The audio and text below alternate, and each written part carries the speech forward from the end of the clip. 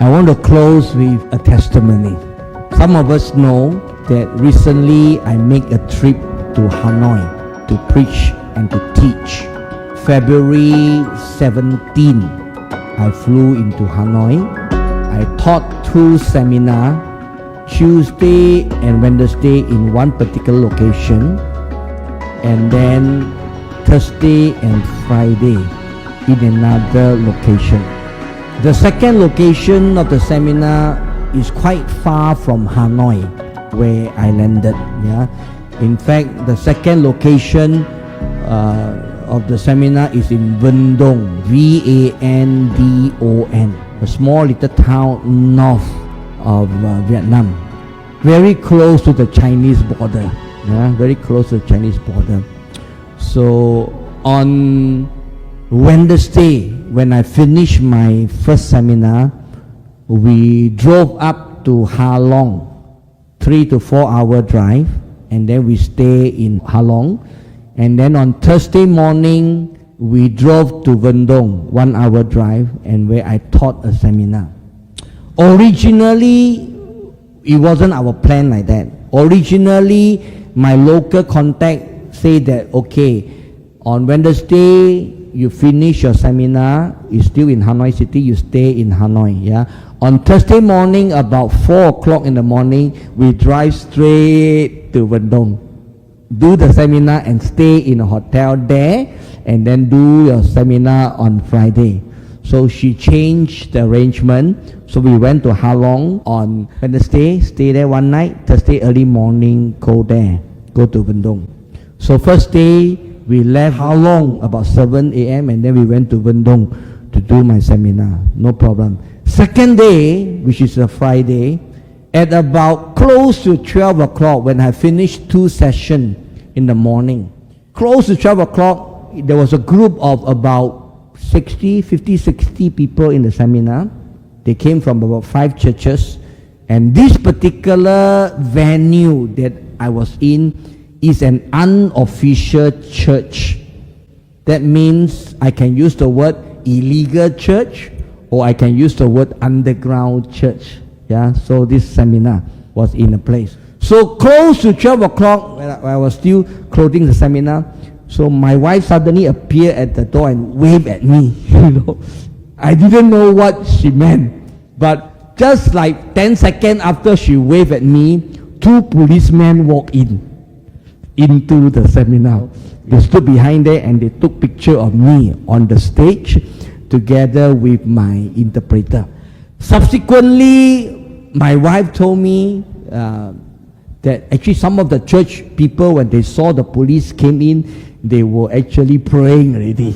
So the leaders quickly approached the police and brought them outside to the veranda and talked to the police and explained to them. I was already closing that session close to 12 o'clock, and I was telling the people, hey, okay, lunch is coming up. After lunch, you have a group discussion, and then we restart at 3 o'clock.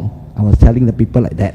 So while the leaders were talking to the policemen, 1 or 2 leaders came to me and say, hey, Jason Fong, can we keep your laptop? We will keep for you. So I pack up my laptop and I give them. Where's your passport? Please give to me. So I gave my passport to the church leader. So they kept my passport. Then they said, do you have any Malaysian identification? I said, I have. So I gave my wallet to this person and he kept all this thing for me. And then your notes, please, we will keep for you also your notes. So I was teaching for the seminar on Thursday and Friday. I was teaching about end times. And one of the last thing I was teaching the group is that in the end times, be prepared for persecution. So while all these things are happening, so we pack everything. I pack everything, give to that guy, and then at about 12:15, the lunch boxes came. The lunch boxes came, So I was all the while inside the hall. They say don't go out, so I stay inside the hall. So the police and the elders were talking outside. And then subsequently, as we were eating the meal, the policeman left, and then the elders explained to me, he said, we told them that you are a visitor, a tourist in Halong, and we know you, and so because we know you were here, we invited you to come to tell us how Christianity is in Malaysia, how you live your life as a Christian in Malaysia. So that's what he told the policeman. So if I want to share this story, I will share it this way. God's hidden hand was there. So if we have stayed in Vendong is a small town, something like Selayang like that, and then the church that we were in is like those new village, narrow roads, that goes, so we believe that probably the neighbors weren't happy with the noise of the seminar. It's not a Sunday and then the church is making that noise there. So we believe that it was a neighbor who reported to the police, and then the police came. I can say it's a great miracle. Well, God did something for me, but I rather not say it like that, because you're talking miracle. So I will put it this way: God's hidden hand was there to guide us, that eventually we stayed in Halong and not Vendong. God was gracious and merciful to me, that the two policemen that came weren't rude and aggressive. They could have shouted from the door and stopped me, and they could have, caught hold of me and put me one side. They could have done that. So God was good and gracious that the policeman accepted the explanation of the church leaders. God was good and gracious to me that the policeman did not question me, did not ask me to go out. They could have. God was good and gracious to me that the policeman didn't look for my IC or my laptop or whatnot. It was the goodness of God. If I want to put it, it was the miracle of God that protected me in that sense. But I prefer to use the hidden hands of God. Have I experienced this kind of thing before in my ministry in Vietnam? Yes. Several years ago, in one of my early trips to Vietnam, I was supposed to preach in a camp in Ho Chi Minh City for a church in Ho Chi Minh City. So the church organized 2 or 3 buses, brought about 80 to 100 people. We went to the outskirts of Ho Chi Minh City, Saigon. So we arrived at the campsite at about 2 o'clock, 1 o'clock, 2 o'clock, and then we settled in, and then I went to my room. Soon after I went into my room, the organizer came to me and said, "Pastor Jason, don't go out. There are policemen outside." So what I learned subsequently is that the policeman came to ask, "Hey, why these 2-3 buses come? What's your intention here?" So the organizer talked to this policeman, gave them tea and coffee and things like that. So evening at about 6 o'clock, the policeman came again. They wanted to eat dinner. So the organizer told me, and the night session, you don't need to preach, you just stay in your room.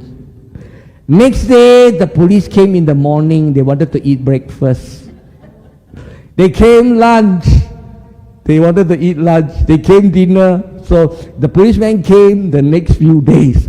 And I didn't have to preach at all.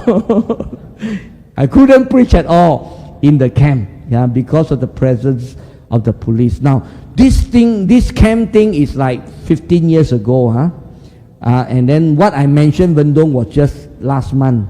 Okay, when I first went to Vietnam, no Facebook access. You cannot access Facebook. You have to go through a proxy website if you want to go to the Facebook. Okay, so what I'm trying to say is that now Facebook accessible. What I'm trying to say is that Vietnam has opened up over the last 12 to 15 years, but still the church is being harassed. Okay, so eventually at that camp, towards the last 1 or 2 days, they told me, "You can go out you also look Vietnamese, it's okay, you know. You don't have blonde hair, but make sure you don't open your mouth and speak English. So I went out, you know, and they told me, if you see the policeman, you just smile at them, don't open your mouth and talk. So, but throughout the whole camp, I didn't speak at all. Yeah, I didn't speak at all. So I thank God for the privilege to serve Him. I thank God for His protection, His provision in my life, you know. Yeah, we can call it miraculous. I have no problem. But if I were to share this story, I would say the hidden hands of God protected me. And then the local church leaders, in their wisdom, they knew what to do.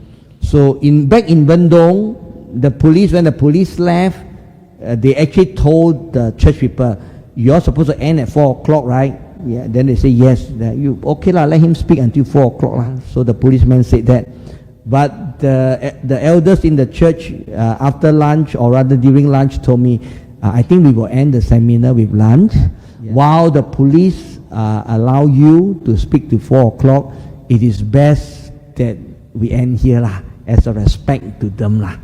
So we ended the seminar with lunch. And then subsequently, I preached on Sunday at 2 different churches, not in Bandung but in Hanoi. I was afraid that my exit, that means when I leave Hanoi, they will stop me at the immigration. I was afraid that after taking my picture, they just use facial recognition, they will catch me at the immigration point. But thank God none of this happened. So God is good. So God's provision is there, God's providence is there, and His hidden hand has protected me. So I don't like to exaggerate it and say, wow, what a mighty miracle, you know. Wow, I don't like to exaggerate. But yet at the same time, I want to give God the glory. And at the same time, I want to continue to serve Him. So pray for me. I will plan my next trip to Hanoi or Vietnam next year, not this year. I only can afford to go once a year.